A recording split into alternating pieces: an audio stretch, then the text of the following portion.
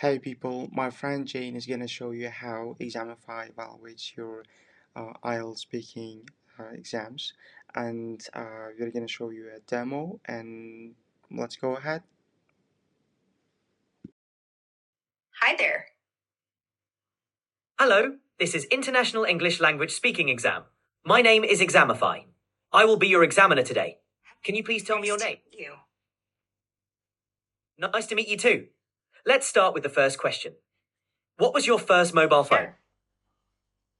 What was your My first first mobile mobile phone? phone was a Nokia brick phone. Super durable. You could probably use it as a weapon. I got it way back when I was a teenager, and it was just so exciting to have one. It could only make calls and send texts, but I thought I was the coolest person ever. What about you? Do you remember your first phone? Thank you for sharing. The next question. How often do you use your mobile phone? I use my mobile phone pretty much every day, like most people, I guess. It's kind of glued to my hand, whether it's for chatting with friends, checking messages, or just scrolling through stuff. It's always there. Probably way too often, if I'm honest. The next question. Can you describe your mobile phone? Sure, my mobile phone is a sleek little thing, mostly black with a shiny screen that's about 5 inches. It's got a decent camera on the back, nothing fancy, but good enough for quick snaps. I keep it in a simple case to avoid scratches, and it's usually buzzing with notifications. Yes, ready for the next question. Will you buy a new mobile phone in the future?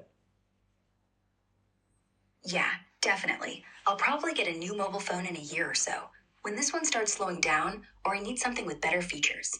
I like keeping up with tech, so I'm always eyeing the latest models. What's the next question? How has your mobile phone changed your life?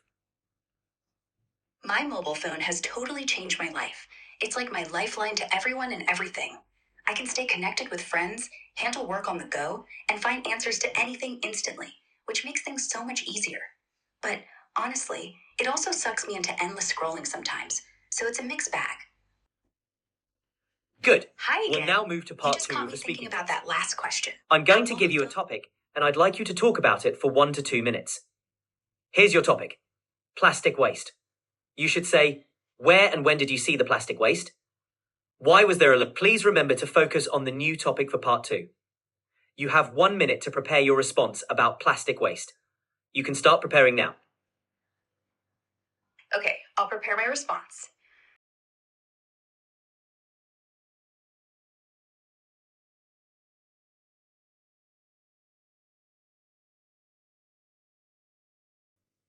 Great.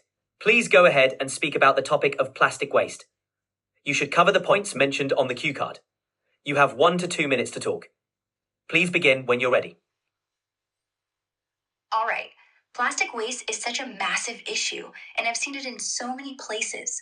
One time that really stands out was last summer when I went to a local beach near my town.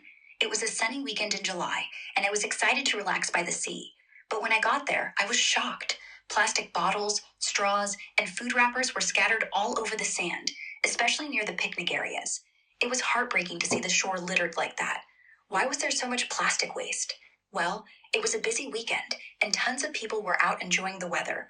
I think a lot of it came from tourists and families leaving behind their snacks and drinks without cleaning up.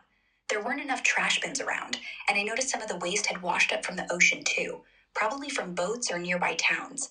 It's frustrating because it harms wildlife and makes the place less enjoyable for everyone. I try to do my part by picking up litter when I can, but it's clear we need better systems, like more bins or campaigns to encourage recycling. It really opened my eyes to how careless habits and lack of awareness can pile up so fast. Honestly, it's a problem we all need to tackle before it gets worse.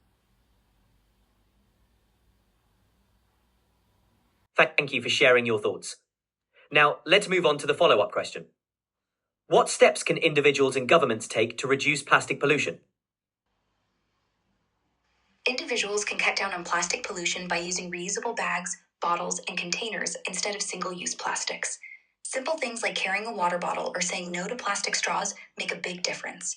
Recycling properly and joining local cleanup drives also help. For governments, they can enforce stricter laws on plastic production, like banning single-use items or setting up better waste management systems. Incentives for companies to use eco-friendly materials and public campaigns to raise awareness would push things forward too. It's about small personal changes and big policy shifts working together. Thank you. We'll now move to part 3. I'd like to discuss some more general questions related to the topic. How can we reduce our use of plastic? To reduce plastic use, we can start with small, practical steps like switching to reusable bags, bottles, and coffee cups instead of grabbing disposable ones. Choosing products with minimal packaging, like buying loose fruits and veggies, cuts down waste too. At home, using glass or metal containers for storage instead of plastic wrap helps. Supporting businesses that avoid plastic packaging is another way to push change. On a bigger scale, governments can promote alternatives by taxing single-use plastics or funding research into sustainable materials. Education plays a huge role too. Teaching kids and communities about the impact of plastic motivates better habits. It's about making conscious choices every day and pushing for systems that support those choices. What kinds of plastic waste are often seen in your country? In my country, you often see plastic bottles, especially from sodas and water, littering streets or piling up in bins. Plastic bags from grocery stores are super common too. Despite some bans, people still use them a lot. Food packaging, like wrappers from snacks or takeout containers, is another big one, especially in urban areas where fast food is popular. Straws, coffee cup lids, and single-use cutlery also show up everywhere, particularly around cafes or food stalls. It's tough because convenience drives so much of this, but these are the plastics I notice most. Why do people like to use plastic products? People like plastic products because they're cheap, lightweight, and super convenient. You can grab a plastic bottle or bag anywhere, and they're durable enough to carry stuff without breaking. Plastics are also versatile. Think food containers, phone cases, or even toys, so they fit into daily life easily. Plus, they're often disposable, which suits our fast-paced routines, even if it's not great for the environment. It's that mix of low cost and practicality that hooks people. Do you think we should use plastic products? Honestly, we should cut back on plastic products as much as possible because of the environmental damage they cause, polluting oceans and harming wildlife. But completely ditching them is tough since they're so practical for things like medical supplies or durable goods. The key is using them wisely, choosing recyclable or biodegradable options when we can, and leaning on alternatives like glass or metal for everyday stuff. It's about balance, prioritizing what's essential and reducing the rest. What can governments do to reduce plastic pollution? Governments can tackle plastic pollution by banning single-use plastics, like bags, straws, and cutlery, which many places are already doing. They could also slap taxes on plastic packaging to push companies toward eco-friendly options. Setting up better recycling systems, like more accessible bins and clear guidelines, would help too. Funding research for sustainable materials and running campaigns to educate people about reducing plastic use are big steps. Plus, enforcing stricter rules on waste disposal, especially for industries, could stop plastic from ending up in oceans and landfills. It's about creating policies that make it easier for everyone to cut back. Thank you very much. That's the end of the speaking test. All right, thanks for the test. It was great to chat about these topics. Have a good one.